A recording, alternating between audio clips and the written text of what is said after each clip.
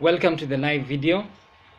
Today people have been having some problems because getting to the CBD has been problematic because there is a ban in the CBD. Matatus are not supposed to enter, and this somebody actually said on Twitter that it seems like a continuous ban. Today we ban, tomorrow we ban. So I just wanted to analyze the issue and see if we might find solutions to this recurring problem, right? So why is the transport industry in Nairobi so lucrative? One of the reasons is that Nairobi has a population of around 3 million inhabitants. This is kind of like the core population, but there are others. There's in and out traffic. I think it makes out to about 5 to 6 million, but the core population is around 3 million. The industry is worth 11 billion Kenyan shillings, according to this research by Winnie and Steven. It's Winnie Mitula and Steven Onsati. So that's a lot of money, and people will not be comfortable with leaving that money alone. So they have to fight they have to fight to be in it, even if it's hard. Letting go of that cash would be counterproductive to them, because now it's their source of income and they have learned through it. So anyway, 6 million people commute to and through the CBD monthly. That's 6 million people in and out of the Nairobi Business District monthly. Now again, remember the population of Nairobi is around 3 million at its core, but 6 million are commuting in and out of it monthly. So that's a very, very high number. And it's part of the reason why the Matatu industry, you can't leave it alone. There's too much money. It's too good to leave it alone. So if you have to fight it out with the government, you fight it out. And again, it affects so many people that the government can't leave it alone. And even if the government is incompetent, the people have to rise up against it. Like today, there's a lot of drama about what is happening. People are not happy about it because it affects everybody. Again, 6 million people in and out monthly. So that's a big number. So I wanted to give the history of the Matatu sector. And this one comes from Waniki Jane Wanjiku. I took her research. In 1934, what we had was the Kenya bus service, and then in 1951 we had the Kenya bus service, KBLs. KBS was taken over by United Transport Overseas, that's of London. So the first one was a London company, the second one that took over was a London company. And in the 1960s, Matatu started operating. That's when Matatus came about, in around the 1960s. And they came about illegally. They weren't illegal, they came about illegally. And then so I'll give another overview of that. And then in 1973, again, 1960s, they had already started developing illegally. In 1973, Kenyatta now issued a decree, and then he made them legal. So that's kind of like 13 years later that Kenyatta is making Matatus illegal. So that's 13 years of illegal operation. What do you think happens after 13 years of illegal operation? Again, when you start from a negative point, when you start on a wrong footing, what do you expect to happen at the end? And so this one is a research, again by Winnie, and then it says that when Kenyatta did that, he said that his goal was to improve the transport sector and then to create jobs, right? So again, that's what we keep thinking. Let's create jobs. Let's not get rid of the graffiti because it creates jobs and all of those things. And Kenyatta, when he made his degree, he didn't give them a license. The license came afterwards. So again, they are operating illegally for 13 years. Kenyatta decrees that they should be legal. And then after some time, the license, they don't have a license. So they are still operating illegally. And then the basic idea was to create jobs in the informal sector. So the thinking again was that these jobs are for in the informal sector, that Matatus are informal, right? So operating illegally, no licensing, and then let's create jobs in the informal sector. Again, a build up to negativity, right? So what did the government concentrate on? The government concentrated on buses, right? Because in 1966, the Nairobi City Council acquired 26% of KBS, that's Kenya bus services, right? In 1973, as I've said, the Matatus came into being and they became legal. And then in 1982, that's when the Matatu Vehicles Owners Association formed, in 1982. So we have 1960s operating legally to 1973. Kenyatta issues a decree, and then from 1973, we take them as an informal kind of employment, jua kali transport, right? In 1982, that's when we start formalizing them, right? And that's when you form the Matatu Vehicle Owners Association. So how many years were these guys operating in a system of anarchy, without adequate regulation, right? With government thinking that they should be, that's informal. We'll get rid of them at some point, right? Let's just create jobs so that people can settle down. So anyway, that's the start of the matatus in Kenya. And as I think I said in the previous videos, when you start on a wrong footing, it's highly likely that you'll continue on a wrong footing, right? So that's what happened to the matatus. And then in 1988, we formed the National Youth Service bus. That's the green buses. If you remember, we had green buses back in the day, right? Most of us were being born at this time. Me, it's a year after I was born that the National Bus Services started, right? And then in 1989, we dissolved the Matatu Vehicle Owners Association. So the government is playing games with the matatus from the beginning. It's not serious about regulating this sector from the beginning. It's focusing on buses. And when they focus on buses, what happens is that it's foreign dominated. Like I said, the UK, companies from the UK are the ones who are dominating these buses, right? So there's no groundwork, right? We're focusing on buses, but there's no groundwork for buses, for Kenyan buses, for Kenyan companies and owners to own those buses, right? And the places where the Kenyans are really trying is the places that we consider they're informal. They're basically nothing, right? They'll go away at some point. So that's what you're focusing on. And then when you introduce buses, when you start focusing on Kenyan operations, we put taxpayer cash in it. We put the National Youth Service in it, right? Instead of encouraging now private buses to come about and all of those things, we are now putting public money into it. And as we know, whenever the government it's not supposed to deal in these sectors. And when it deals in these sectors, again, why don't we have the National Bus Services? Because the government is inefficient, and at the end of the day, it never works. The National Bus Service was liquidated in 1997. So that's the end of it, right? So what remained was the Kenya Bus Services. It was bought. It was called Stagecoach, and then Stagecoach, it sold off the overseas operation, the company. It sold off to a group of Kenyan investors, and now we have Kenya Bus Services. So after all these years, it's only 1998 that we have a bus service that we can say is truly Kenyan. The other one was a public bus service, and it was to die from the beginning. So what we had from the beginning that was truly Kenyan was matatus, and that's what we did not focus on. And guess why we have a problem today? Kenya. So anyway, that's a brief overview of what happened back in the day, right? Again, as a result of this lackluster focus on the industry, indiscipline emerged, and it continued over a long period of time, right? And indiscipline and lack of organization, it continued building up, right? The stone continued gathering moss as it went, and that's one of the problems that happened during that time. So what problems do we have today with this sector? Moniki Jane Wanjiku, again, she gives an overview of the problems that we have today, right? This is kind of like an analysis of today. The number of transport circles operating, she focused on the central bus terminus, right, is very high, and it exceeds the terminus capacity. The operations of the various operators, they're not singular, they're not operating as one unit, right? They have their own local arrangements. They have their own ways of entering the bus terminal, leaving it, and when it comes to, and then coupled with a lot of competition. So all of those things, they bring a bit of problems because there is no cohesion within that sector. Another problem that we have is that the central bus terminus is in poor physical condition. The facilities are poor, so that's the central bus terminus again. That's the problem. And then there are a lot of illegal activities, hawking, commercial activities. So nothing is really working as it should. Lastly, for her, high levels of noise pollution, which I won't focus on because noise pollution is not that much of a big deal, right? So let's go to another problem cited by another researcher. Her name was the name was Gertrude Masinde.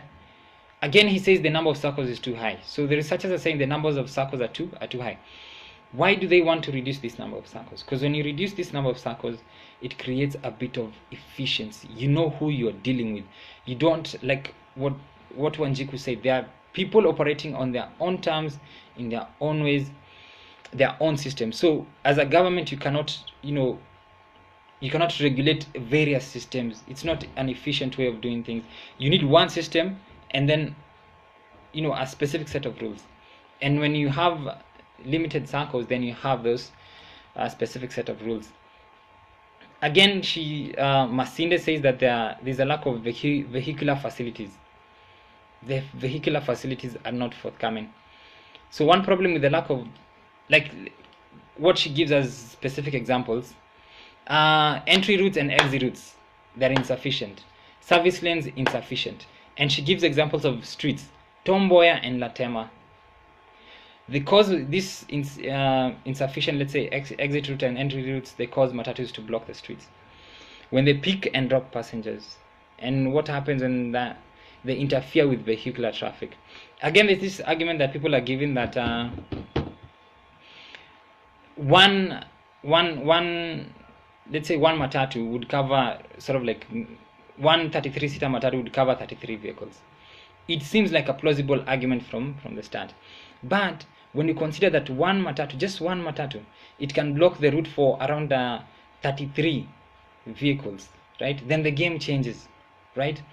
Because again, one passenger vehicle, one matatu can deal with can reduce traffic for a high number of private vehicles, right? Ceteris paribus, holding all other factors constant. But that one matatu again, it can cause a bit of a traffic jam for an even higher number of private vehicles than the passengers that are within the matatu. And when you have several of them within the CBD, then it becomes a problem. And why do we have so many issues when it comes to matatus parking on the streets and all of those things? Because they don't have enough entry and exit routes and other things. So matatus, they are also facing a problems. There's lack of parking space for matatus, because Masinde interviewed and several matatu crew, and Masinde found that 44.9% of the crews did not find parking space on arrival. So you don't find parking space on your arrival. What do? You park on the streets. When you park on the streets, what do? You block traffic for the incoming vehicles. So again, you have to think about not just parking spaces for private vehicles, but parking spaces for matatus. And people are talking about multi-story parking spaces. Perhaps it's time to think of multi-story parking spaces for matatus, because that's a problem that's been cited by the researchers. Another problem that they're citing is long parking periods. For example, one matatu can park for 30 minutes, and that's an unpeak hour, right? When you park for that time, you're consuming space. Other people could be using that space. There could be traffic that's flowing during that time. So that's one of the problems that needs to be sorted. There needs to be in and out. You move in and out. Efficiency in terms of the space that's being used. That land is space, and that space needs to be used by as many people as possible. So when you're occupying that space for a long time, then it prevents other people from using it, leading to congestion and all those other things. So that's another problem being cited. Inefficient management at matatu fleets. Right, the queuing method. People like traffic police, right? They're the ones who are supposed to manage the matatu fleets, in and out, in and out. If somebody's parking for too long, they need to move along. Somebody is behind you and needs to come and park. So the police are inefficient. That's basically what they're saying, because the police are the ones who are supposed to manage the use of hand signals, the traffic lights. There's a bit of inefficiency when it comes to that, and that lack of coordination has problems leading to congestion, right? Ineffective enforcement of existing traffic regulations. That's another problem that we're having. The laws that are on the books, they're not effective. They're not working. And when they're not working, it's not that they're not working, but there's laxity in enforcement by the authorities. And that's a big problem, because regardless of how many times you create laws, the problem, if people do not enforce them, then the problem will always be there. So again, we can debate about the laws that need to be created, but at the end of the day, implementation is paramount. And yeah, again, on the side of the police too, the matatus and the commuters, they disobey the rules that are on the books. It's a circle. This side does this, this side does this, and at the end of the day, we just maintain ourselves in a problematic situation. So I think that's an overview of the problems that we are having. Let's move to the Michuki rules. The Michuki rules were there to address, to prevent these problems that we're having. So it's kind of like they didn't work, right? Or perhaps they were poorly implemented, as the last point we saw. So anyway, just to Winnie and Steven, they give an overview of the Michuki rules. They say that the rules were implemented very well for the first 6 months, right? Implemented very well, and they had positive consequences, right? Let me just, yeah, they had positive. I'll give some of the positive consequences back. But one of the problems was that it didn't look at the root causes of carelessness, road crashes, and traffic congestions. So we had rules being developed, but they weren't based on the root causes of the problems. So eventually you'd see why they might be ineffective, because unless you're dealing with the root cause, then the problem will always persist. So that's what he says. And here they cite human behavior and attitude as significantly contributing to road carnage. And these rules that were built, like safety belts, all of those things, they didn't address those issues, and they needed to address those issues. And that's what part of the problem that we have on our roads, the lack of addressing of those issues. Anyway, so the positivity, the Michuki rules, the positive, the guy who people rattled that snake, and they had their consequences. So anyway, the rules were this. The positivity was that then the rules reduced the number of vehicles on the road, right? The number of passengers in each vehicle, they reduced, and it improved safety. Like, people are more comfortable in the matatus. The number of vehicles on the road, they reduced, so traffic again reduced when the number of vehicles reduced, and it improved safety. So that was nice, right? But here's the problem: when you don't deal with the root causes of the problem, you'll have cosmetic solutions that last for a bit of time. So the problems that occurred: the fares doubled as a result. People are forced to cut down on traveling and use alternative means, non-motorized transport, that bicycles and walking, right? So the consequences of that was that fares doubled because there is a reason why people could not meet these requirements by Michuki. One of them was the expenses that came about because of these rules. For example, 20 companies collapsed within 2 years of those Michuki rules. 20 companies collapsed, right? They collapsed because they could not afford to, like the cost here to fit the seatbelts, speed governor, and refurbish the vehicles. It was a cost of between 50,000 and 100,000 per vehicle. So these guys are servicing loans, right? And then the rules, they just came about not because of, there was no research that led to the rules, but they just came about. And then now you're supposed to spend about 50,000 to 100,000 per vehicle, right? To do all these things that Michuki is asking you to do, right? So at the end of the day, what happens? You're servicing a loan, then there are new rules per vehicle. People close up shop, and they closed up shop, right? And so that's what happened. The compliance rates were different between each, compliance rates were different. And those differences were between mostly matatus. They had the lowest compliance rate, of course, at around 63%. And school buses were good at around 90%. So that was okay. I don't think that was a problem. Anyway, so those were the Michuki rules. Let me just skip to the other one. The focus on bus termini. So anyway, after some time we implementing the Michuki rules, it's not really working. So we move to bus termini. Let's put matatus somewhere. Because we put safety belts on them, we put speed governors, we put a lot of things, but there's still congestion. There's still there's still problems within the CBD. We've reduced the number of vehicles there. Still problems. So let's put them somewhere and see what happens. So the Nairobi City Council, in conjunction with the government, they identified Mudhurwa, Hakati, Globe Cinema, and Koja as termini for Matatu. So how did that work out? Did it reduce congestion? Again, what was the research that led to this one? Because this is what Winnie and Stephen are saying. These allocations, this identification of these termini, they were not supported by any research. No research to support the location of this termini, right? And what happens when there is no research? There is no solution, because you're not dealing with the problem. It will continue persisting, right? So anyway, problems continue persisting. People are being dropped at far off points from where they work, but we still entertained it, right? We still continued with it.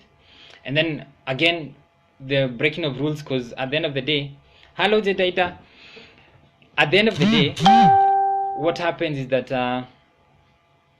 the rules don't work, so the problems persist. Anyway, the consequences of those decongestion policies, right? Passengers had to alight far before reaching their destinations. They had to walk.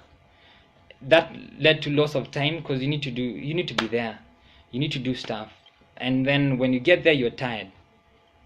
So anyway, productivity reduces, and so at the end of the day, not really problem solved. Congestion is still there. That's something that we're trying to deal with right now. So when you don't support things with research, they don't work. They just don't work, right? And then there's a standoff between Matatu operators and the government, because Matatu operators are saying this, the other guys are saying that. And again, when you don't have a basis for bringing about rules, then that's what happens, because Matatu operators felt that they were being destroyed, right? Because there was no research that was saying that they should be within this terminal, within that termini. There's no research that was supporting the rules that Michuki was bringing about. So those are the things, right? Here's another thing that I noticed. Most of us, the idea is that we get rid of matatus. Again, that was the idea that Kenyatta had, and the other people that had that. At the end of the day, these guys are informal, we get rid of them. Research, according to Winnie and Steven, they show that African cities are better when they embrace hybrid systems of public transport, including matatus, right? We are better off when we embrace these systems. That's research. But anyway, we're trying to move into other things. So I just want to skip, and then move to others. The focus on circles, the circles haven't worked, mostly because the cartels have been able to play around with the circles.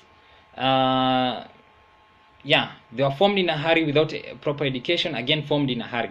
Management structures poor, lack of change of attitude. Again, what they noticed in the beginning, the behavior of the people, the behavioral attitudes of commuters and the drivers, they contribute significantly to the problems that we have on our road, including congestion and accidents and all of those things.